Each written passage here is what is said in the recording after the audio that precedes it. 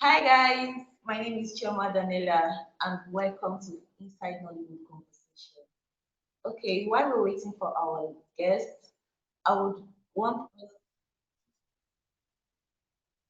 welcome to Inside Nollywood Conversation. But before we proceed, I would like us to give a moment of silence for our friend, partner, colleague, great actor, late Don Brino.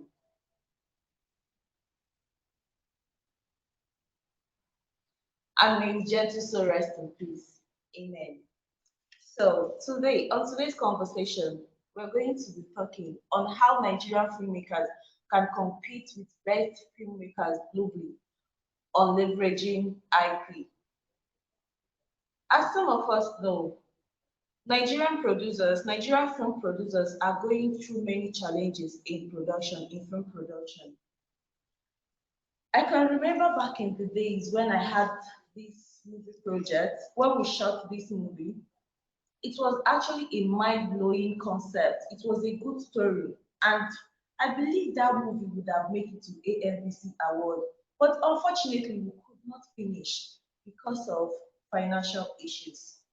And again, most of the producers have this problem whereby they submit their movies. At the end of the day, they no go get shishi. At the end of the day, they no go pay them their money. After all the stress and everything, they won't get back what they give. So we have these issues in movie production, in filmmaking. These are the issues most of the producers are facing. So on today's note, we're going to be talking to you guys on the solution at hand. We're going to be solving the problem at hand. And with me here, I have a very wonderful guest, a beautiful one at that, the founder of IP Business Capital, Mrs. Mrs. Olulade Olaniyi. I'm sorry for that mistake. Okay, Mrs. Olulade Olaniyi. So I would leave her to introduce herself. So please, ma'am, can you tell us and your journey so far, practicing law and entertainment, practicing film and entertainment law? Sorry, I don't know if it's just me. I can't really hear you. Can anybody hear Okay, me? yes, we can hear you. Okay, fantastic. Can you hear me now? Yes, I can hear you. If you can project a bit, I would hear you. Okay. So can you tell us about yourself and your journey so far practicing film and entertainment law? Okay, thank you so much. Um, so yeah, I started my career way back in 2016, right? When I got out of law school and I started to practice. Um, So yeah, myself basically, I think as a person, I'm generally a very creative person. I like storytelling. Anything that has to do with storytelling, creativity, innovation, those things are very dear to my heart, right? So when I started my journey as a lawyer, I worked in a couple of law firms for like 5 to 6 years, got an understanding of corporate commercial law practice, did a little bit of litigation here and there. And then I started to ask myself, what do you really want to do, right? So I started to dig deep, started asking questions. I went on that journey of trying to find myself. And then I figured that, okay, I love anything creativity and innovation. I started to look for the area of law that was a bit closer to that. I found intellectual property and entertainment. And the interesting thing about IP and entertainment is that it gives you the liberty to explore, right? You get to interact with different people. It's basically about creativity. So you're just enjoying yourself, you're doing what you love to do, right? So, oh, NEPA has done it. Oh, wow. Maybe I should just turn off my camera. Okay, but can you still hear me? No, I can hear you now. I'm saying, can you still hear me? No, I can't hear you, please. Can you be a bit audible? Can you hear me now? Can you still hear me? I can hear you now. I can hear you. Okay, fantastic. So what happened was that NEPA took their light, so it's currently very dark. So I will just turn off my video and just speak, right? Uh, so Okay. yeah, so I started, like I mentioned before, I got into entertainment and IP when I was trying to find myself, and eventually I got into it and I loved it, right? Because as a person, I'm really interested in storytelling, making stories, doing something creative and innovative. Yes, so that's how I really got started, right? And that was how I ventured fully into it in 2021. And since then, it's been so interesting, really interesting. And so what inspired me to carve a niche, right? I see that, in the entertainment space, a lot of young people want to drive their talent across. They want to, reach out with their talent. They have a message with their talent, but many of them don't understand that there has to be a structure, right? So when it comes to creativity and entertainment, one person would love the work, like that is one person would love to do what they like to do. So you can find a person who likes to sing, you can find a person who wants to create, who is a creative producer. But beyond that as well, there has to be the angle of professionals, right? So please, can you hear me? Let me confirm if you can hear me. I can't hear you. Can you hear me? No, I can't. Wow. Okay, I think we've lost her. Well, can you hear me? Can you hear me now? Yes, I can hear you now. So it means that we're going to be having a dark video. Apologies about that. I mean, NEPA just took off, right? So yeah, let me turn on my video so that I think with my video you can hear me, right? So we can just flow. Um, so yeah, like I was saying before now, so I figured that people want to create, but a lot of them don't know that they need to have the structure to create. So there are people that want to create stuff. There are people that want to sing, they want to do animation videos, they want to tell stories, they want to produce. But there are also people that need to structure that talent so that that talent can make money, right? So Yeah. that's how I figured that there's a gap in the space. A lot of people want to create stuffs, but they need the professional, they need that professional support there in terms of legal advice, in terms of structuring their business development, talent management, and all of that. So when I saw the gap and I saw, okay, these are the kinds of people that I want to work with, I said, okay, it's better for me to just create a niche, right? Let me just create a niche here and then let's just get right into it. So that was how I really carved a niche for myself in entertainment and IP, seeing that there was that gap there. And even till today, you see many screenwriters in the entertainment space who are looking to develop their films. They have fantastic, authentic stories, but they don't have the connect. They don't have the investors to jump on their project. They don't have the creative. So they need to have a middle. Can you hear me? Yes, I can hear you. I'm with you. Fantastic. So they need to have a middle ground, right, in order to reach for those people who will help them to develop whatever it is they are creating. So there's that gap there, and that's why we exist to close that gap and to enable talent to have their voices heard, even beyond Nigeria and across Africa. So yeah, that's the reason why I carved a niche for myself. Okay, that is a very interesting story.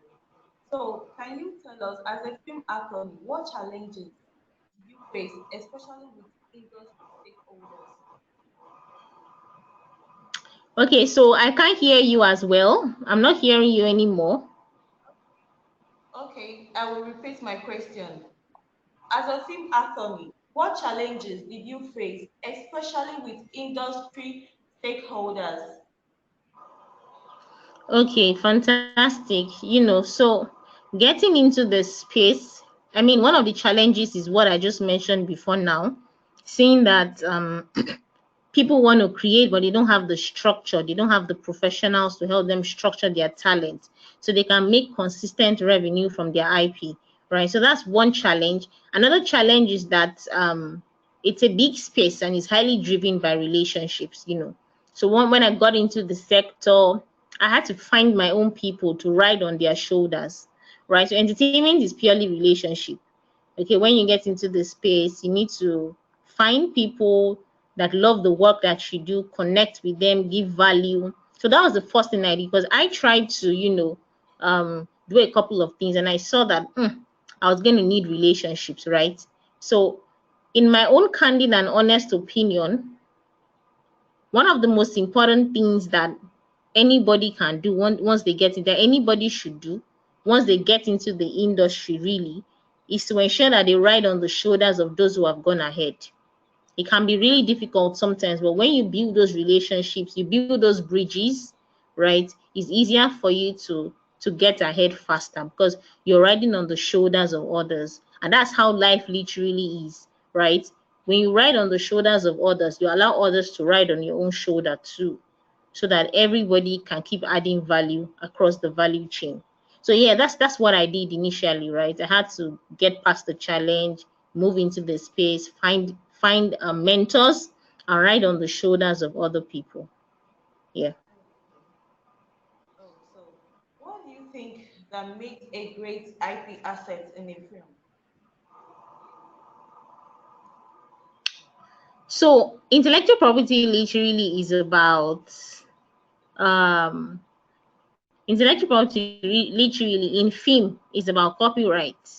You know, so once a movie is created, is automatically a copyright, right? So we see, so what happens in transactions in movies is that there's always an assignment of copyright, there's always a licensing.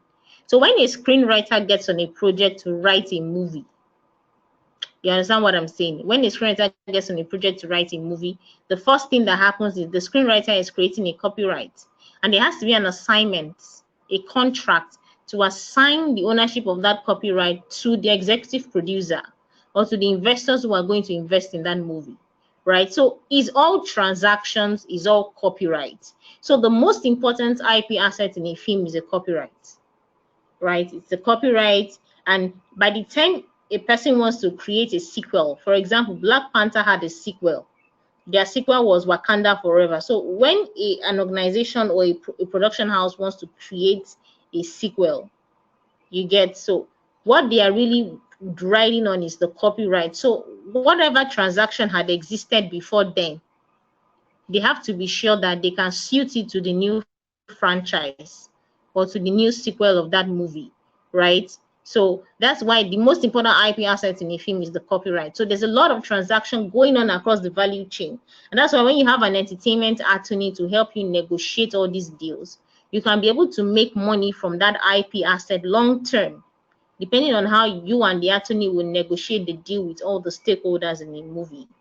So yeah. So the most important IP asset in a movie is the copyright. There's another kind of IP asset, which is the trademark. It can be peculiar to certain things as well.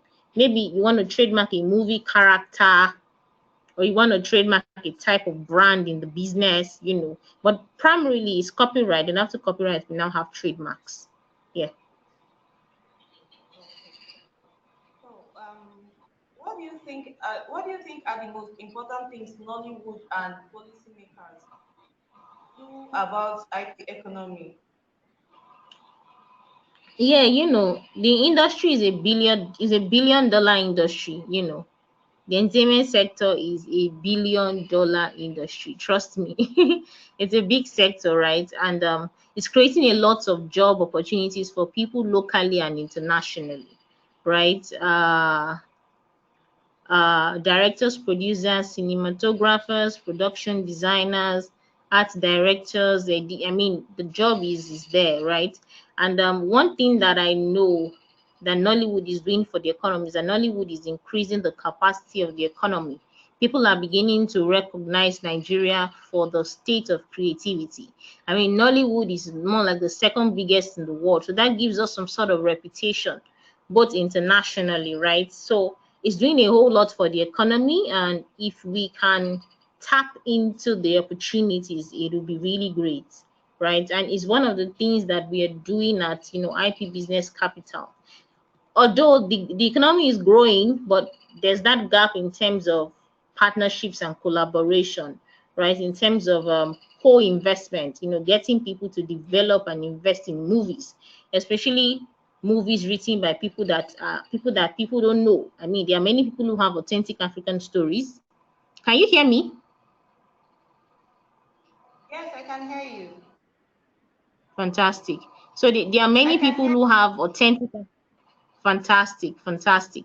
So there are many people who have authentic African stories, but nobody knows them and they're trying to get their voices heard, right? So in terms of development, we can do better in terms of co-financing, in terms of co-production, in terms of development. Yeah, but as a whole, Nollywood is doing a whole lot for the Nigerian economy. I mean, we are being recognized today at the heart of Africa for what is happening in Nollywood. So Nollywood is doing amazingly well. Yeah. Okay. So, can you tell us how IP train people that has creative mind? What? I can't hear you well. Can you tell us how IP train people that have creative mind? Because I also come across where I saw that IP has training level where they train people for film management and other things. Yeah, so what's Can the you hear me? question? What's the I say, question? can you tell us how IP train people on that? Okay, so if I'm getting you correctly, what you're talking about is the fact that how exactly does training come in terms of the Nollywood space. So like I said before, there are different categories of training, right? There's training for film producers on how to produce film, production management. There's training on intellectual property, right? How to protect your IP assets, how to manage it well. There's a lot you can do with your IP assets. You can merchandise it, you can license it, okay? You can sell it outrightly. You can sell your catalogs of films and your catalogs of movies. You can engage in partnership and collaborations. There's a whole lot you can do with your IP asset depending on how you leverage it well. Okay, so there's that dimension to of training filmmakers on how to go about all those things and also helping them to do those things. So yeah, there are different ways to upskill. I know that screenwriters are currently in big demand now, so it's important for them to also upskill, and that's what we do at IP Business Capital. We help screenwriters to upskill. We produce entertainment events, where we can facilitate collaboration and co-production initiatives among Nollywood, stakeholders, right? So we do all of those things at IP Business Capital. It's one of our pioneering projects for us, to close all these gaps and to ensure that creatives are maximizing their IP assets properly. Okay. So, how do you approach IP disputes in Nigeria, especially related to Nollywood? I can't hear you, please. How do you approach IP disputes in Nigeria, especially related to Nollywood? So IP disputes can be approached by negotiation, mediation, or arbitration. So when we say negotiation, we are literally talking about two parties bringing their lawyers together to resolve the dispute. So they come to a table and say, okay, this is a challenge. What can we do? And then both parties negotiate and they reach a consensus. Mediation is a bit bigger than that. So you're coming under a mediation body with an appointed mediator to settle the dispute between both parties. So the appointed mediator will lead the conversation, right, between the lawyer, both lawyers on both sides, and the client on both sides. Okay. And so when a consensus is reached, then the mediation body now transfers the consensus to the court, and the court gives a final order. So that's the mediation process. But the arbitration process is usually very expensive, right? So because it's for the big guys, you know. So we always, it's more like mediation, but it's more advanced and it's very expensive. So we always advise that parties go for negotiation or they go for mediation. Now, I generally don't advise that people go to court, but people go to court when they have tried all of these options and it doesn't work. So they generally just resort to going to court. Yeah, so those are the methods through which IP disputes can be resolved. Okay, so well, we're going to talk about today's topic: how Nigerian filmmakers can compete with best filmmakers globally on leveraging IP. Please, can you address us more on that, on how you think Nigerian filmmakers can compete with these best filmmakers globally? Honestly speaking, I think it's not a competition game. I think it's a collaboration and partnership game. Right now, we have what it takes to collaborate and partner with organizations and with other filmmakers locally because we are being recognized as one of the best in film across Africa.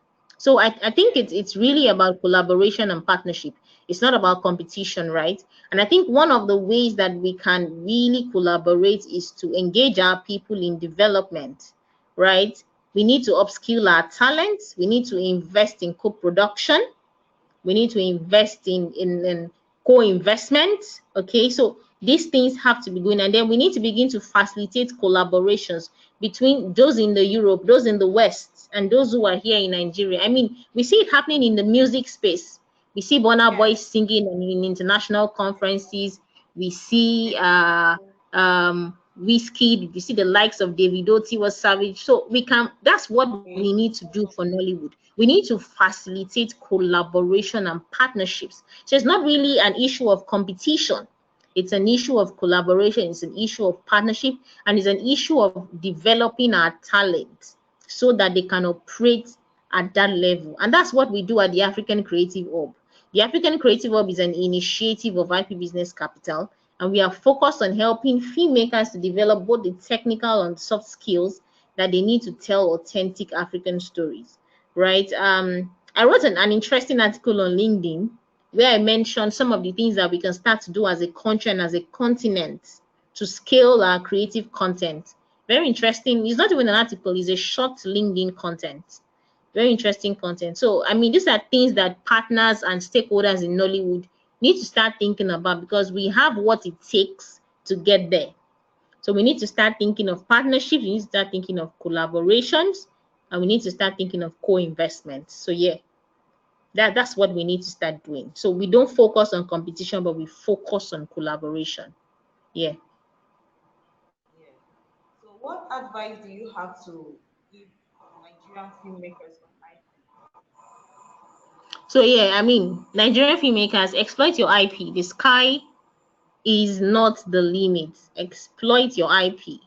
There's so much you can do with your IP. I'm sure you've seen all the interesting things happening in IP in entertainment and IP. You can license your IP That's to gaming solutions. You can license, I mean, you can merchandise, you can partner, you can collaborate. So IP is the future. In fact, we're already seeing it. IP is here to stay. So, I mean, people should begin to think of how they can exploit their intellectual property to make money. And that's why you need professionals on your team. You need the lawyers, you need the accountants, you need the business executives. All of these people will help you see the value in the IP that is eating, right? And you will need lawyers to help you draft all the transactions and close the deals. Okay, so the truth is that my advice to IP, my advice to Nigerian filmmakers, I mean, is to just keep doing it. Develop your talent, network in the industry, go for it, protect your intellectual property. Yes, protect your IP. Before you can even exploit your IP, you need to protect it. Nobody needs to tell you that. So that when there's an issue or anything, you can tell the people that look, I have ownership. Oh, you understand? So protect it, license it, work with professionals, build your craft, and you will see that you'll get there in no time. Yeah. okay. Thank you for that special and wonderful advice. I really appreciate that. So, right And now we're going apologies. to, Apologies. It's very dark here. NEPA has they have done their worst. today. Um, apology accepted. I believe we will understand because that's one of Nigerian problems that we are I'm facing. telling you. I'm telling you. It's okay. So right now we'll be welcoming any one of us to ask you questions if they do have any questions towards you. So if you're online and you have any questions to ask our guests, you can. This is the time. This is the time to clarify the hair. So you can bring on your questions. Okay, thank you very much, uh, Mrs. Olalade. We really appreciate you being here. Uh, I don't know, is Nigeria part of any intellectual property agreement at the international continental level and the international level? Maybe with the advent of Africa Free Continental Agreement. Is Nigeria participating in anything, or whether with WIPO or other, to protect Nollywood content and introduce Yeah. the world industry at large? Please tell us more. Fantastic question. Fantastic. So yeah, in terms of WIPO, right? WIPO, they have different bilateral agreements that protect copyright content internationally. So Nigeria is a part of the Benin Convention, right? So that Benin Convention ensures that you can protect your copyright internationally, although still subject to certain laws in those countries, because there are always selected countries that have, that have ratified those agreements to make it implementable in their own domestic countries. So Nigeria is a part of the Benin Convention as well, you know, and a lot of copyright protection can go on in that space. Another thing that people do, another thing that IP practitioners do is that they try to protect the intellectual property in certain countries where they have a market. So intellectual property protection shouldn't just be done randomly, right? So if you are trading in certain markets, then you try to protect your intellectual property in those markets, right? Because it's really expensive to do a global protection. You're going to be running in dollars. So you want to be more strategic to protect copyright in certain countries where you already have operations going on there, right? That's one. And there's another thing that can also be done as well. WIPO, they have a digital collection database for protecting copyrighted assets apart from the Benin Convention. So what creators do, maybe those in the NFT spaces and all of that. So what they do mostly is that they log in into that WIPO specific platform, and they kind of do some sort of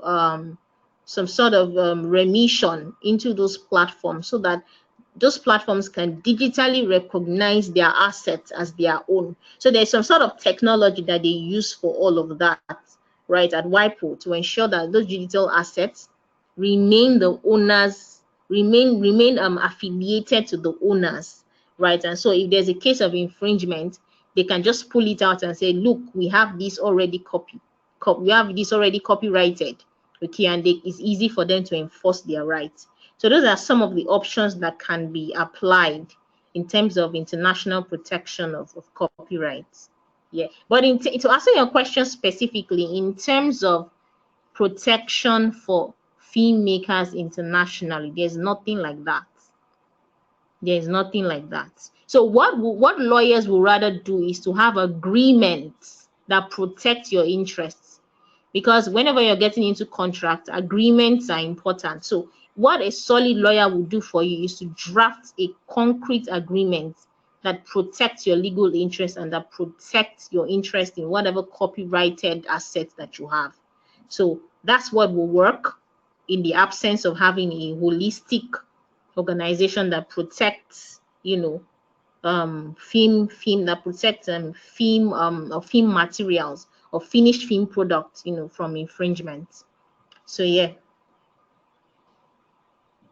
You don't talk about AFTA. Is AFTA don't have any arrangement for intellectual property?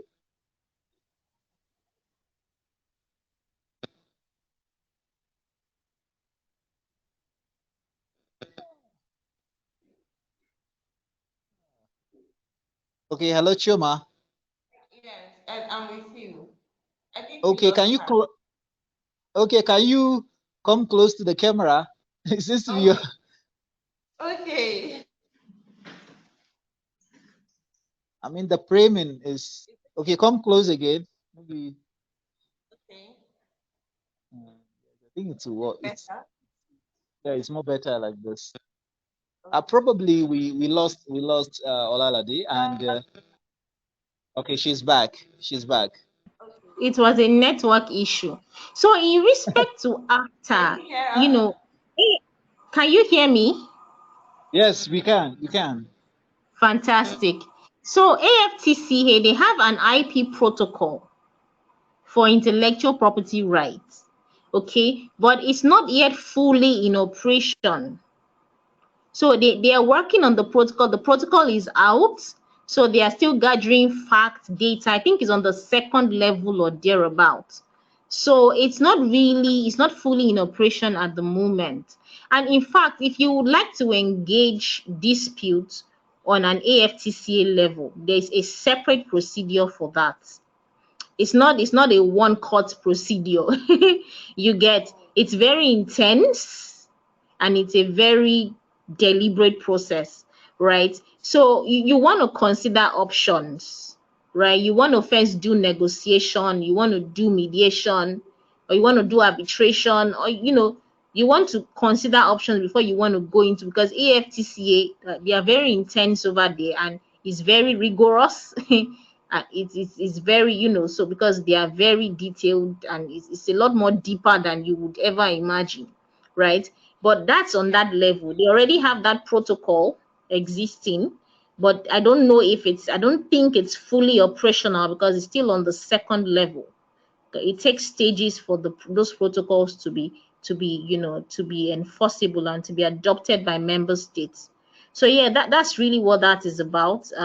You can consider other options instead of going international and then being subjecting yourself to different rigorous processes that might take longer than you even expect. So yeah, you can consider options. From what you are saying, it seems to be the Nigerian film industry, to be specifically Nollywood, is more focused on negotiation because we are not. There is not that any hard dispute or any litigation about copyright in the industry. Even at so many levels, there are some infringements of IP in the Yeah, industry. the truth of the matter is there are issues with respect to trademark. And I don't know if you heard about this Domitila matter that was in court and that the Federal High Court struck it out. They took it to the trademark registry. Trademark registry struck it out. So there are issues like that, but there are not many. But trust me, in the next coming years, it's going to be a whole lot because IP is evolving. So issues like that happen, but there are not many. So what many of these lawyers do with their clients is that they negotiate out of court, which is the best thing to do. IP is a very personal matter. You get, IP is not something that you should throw into the courts. There's no pride in taking those issues to court because your matter is in the news, your matter is in the public. Who knows? You don't know whether stakeholders are watching you. I mean, all those things can, because it's IP we are talking about. So, what smart lawyers do is to engage in conversations, is to try to reach a consensus, is to do a negotiation, to do arbitration, or to do something close ended, and that's the smartest way to go about it because it's faster. You don't stress a lot. If you take a matter to court, do you know how many years you're going to be in court dragging over issues? There was one particular artist that took MTN to court. MTN gave a verdict 7 years after, and of course the verdict was in their favor because they asked MTN to pay them money for using the guy's song without his express permission. Who does that? 7 years. Why would you want to drag a matter for 7 years in court when you can skillfully negotiate a consensus and leave the entire thing and get out with something as well?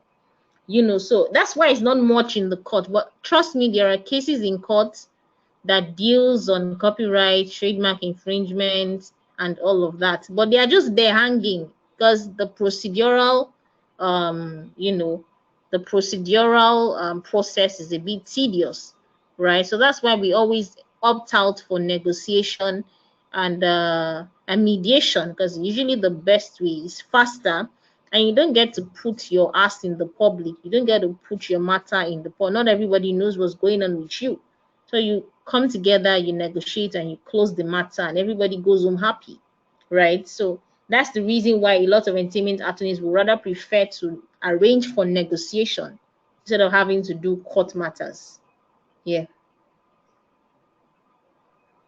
You talk of drafting agreements Yeah. or stops legal document that will protect creative content. Yeah. How the industry is accepting such services from lawyers, from film and entertainment lawyers in Nigeria? I didn't get your question. How is what? How the industry and its stakeholders, I mean producers, production houses, are Mm-hmm. accepting, are welcoming services from entertainment and film lawyers in Nigeria to draft such document that will give them so much protection of their creative content. I mean, there's nobody who is doing anything creative right now that is not engaging a lawyer. You want to be sure that if they bring a 30-page contract to you to sign, you want to be sure that you're not signing out your life. You want to give it to a lawyer to review, to negotiate for you and redraft. So, I mean, that's standard professional practice. Find out from creative producers who are earning well in the industry. They will tell you they have a lawyer, they will tell you they have an accountant, they will tell you they have a business executive. So that's a standard practice. It's not a function of whether it's standard. So there are two things. Either you play on a small level, right? Or you play on a big level and you work with professionals. But it's a standard practice, and that should be how it should be done, literally. And you mean the stakeholders, the producers and film houses, production houses are going on with such a standard? Yes, those who are doing well have those standards in place. I don't know about those who are not doing well, but those who are doing well, they have those professional ethics in place where they engage accountants. I mean, you want to run a project, you want to do a film project, you must think of budgeting, you must think of the investors you're bringing on board, you must have it structured. There has to be a recruitment plan. You have to be able to communicate the numbers to the executive producers. If not, they won't buy into it if they can't see the numbers. So how do you want to communicate the numbers without having professionals on board? Take for instance, we have about 3 production houses who are looking to invest in a content. How do you want to negotiate the rights and the obligations? How do you want to negotiate the rights and the obligations among these professionals if there is no contract? And it's a long-term agreement. It's a long-term content that is being put out there. So if there's no professional to negotiate those things and to set the pace running, there will be conflict. So filmmaking is a project. And when you're dealing with a project, there has to be structure in place, both from the legal perspective and from the finance perspective. If not, it will crash. It will crash. So for those who are doing well in the space, check them out. They have professionals working with them. Those who are playing small, yeah, so that's it. That is you mean the how the kind of people like organization like Netflix, Amazon Prime, Showmax, storming Nollywood, and the guys they Beyond play that, with. yes, I'm listening. I'm listening to you. Okay, you mean all such guys, all such organizations storming the industry, they were tackled and vetted by professionals that are working with these local production houses in Nigeria before signing any co-production or any investment deal. I can't hear you well, Mr. Musa. Can you speak out? I can't hear you. Mr. Okay, Musa, I can you say? mean, okay, I mean, you mean organizations like Netflix, Amazon Prime, and Showmax, storming Nollywood, they all were baited by lawyers like you before any co-production deals were signed with local production houses. Yes, exactly. It's not just Netflix, other production houses. If you do your research well, other production houses, they engage lawyers and they engage professionals in order to get their work done properly well. Yeah. I mean, this is a very good development, and I do believe, with the likes of you advocating with such energy, the industry will get to accept the services of great lawyers like you and accountants in uplifting the industry. And I don't know if you could, I from our end, the last time we got to do some of our research with the likes of Jide Osiveru, Kule Afolayan, and the rest.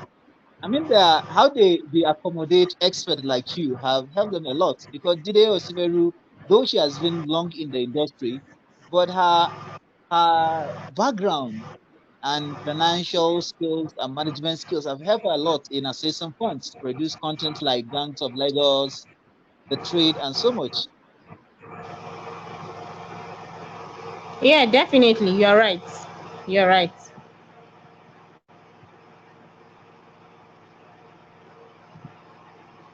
I think let's check. Chema, do we have questions from the audience? So, if anybody still have a question, you can still bring it up. We are accepting questions. We are here for questions. So, if you have any question, you can still bring it up.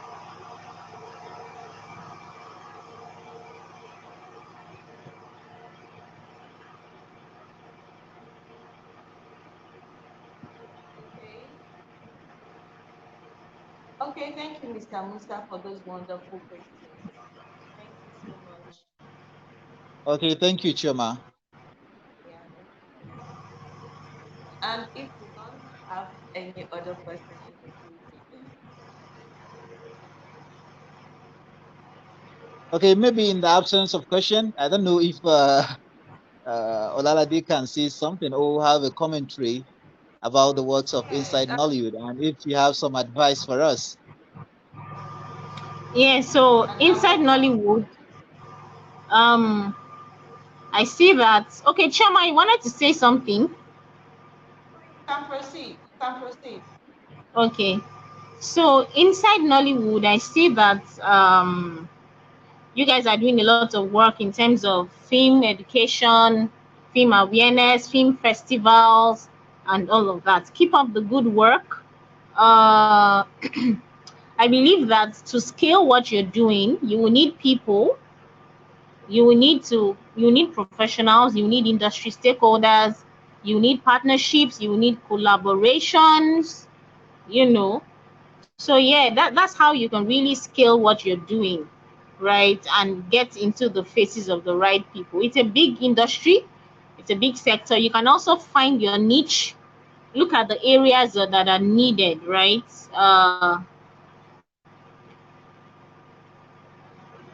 Look at the areas that are needed in the sector. Look at the gap and then feel a need and build a solution around the gap.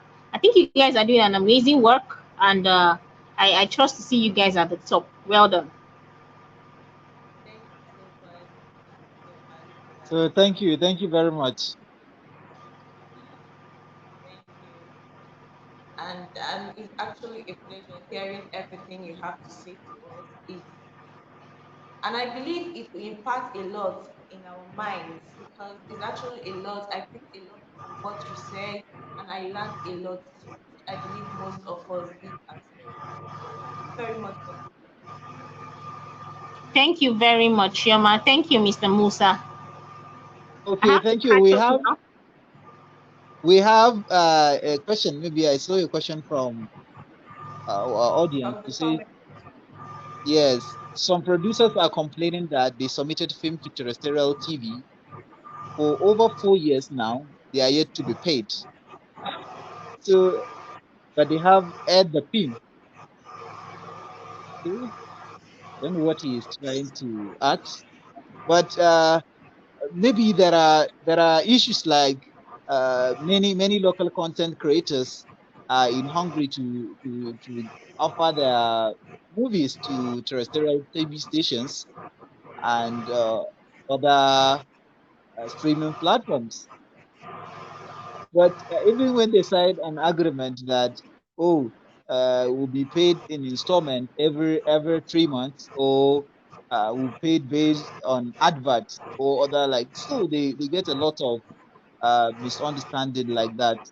Maybe let's So tell yeah, the audience I how understand. issues I like this can be understand what solved. he's saying.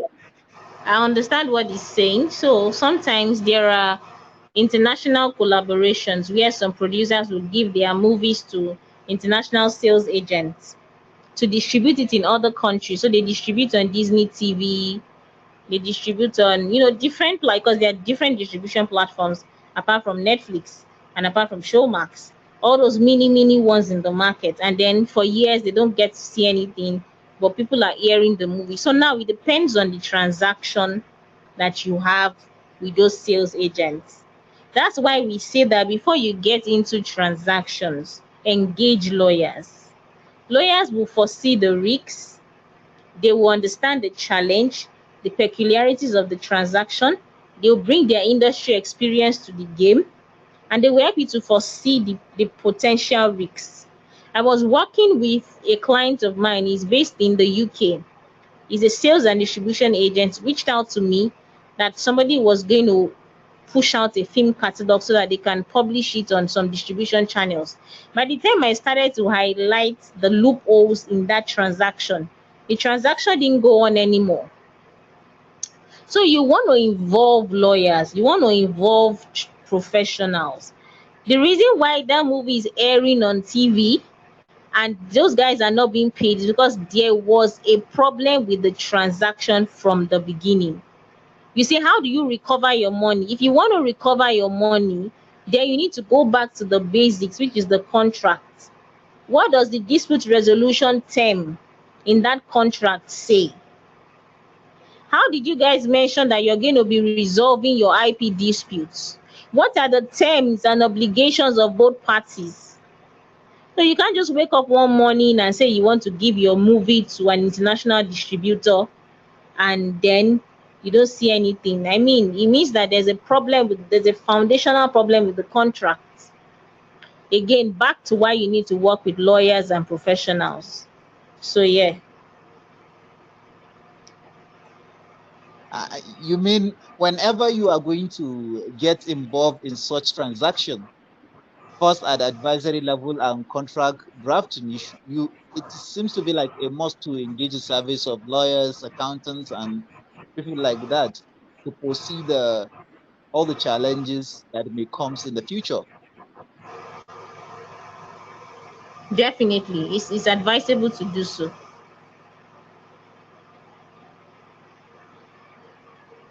And another one, he said like uh, film lawyers and entertainment lawyers in Nigeria are very expensive. Are very expensive. So how Yes, could someone? yes, they are very expensive, but you can always approach them and talk to them and see how you can work out a plan, or work out a plan or a retainership strategy. So don't just conclude that people are expensive. If you want to do good business, invest in it. Don't just say, if you're building something, if you're working on something for long term, you're not just there to play games. So you invest in professionals. That's how you can scale what you're doing. You invest in professionals. Yeah.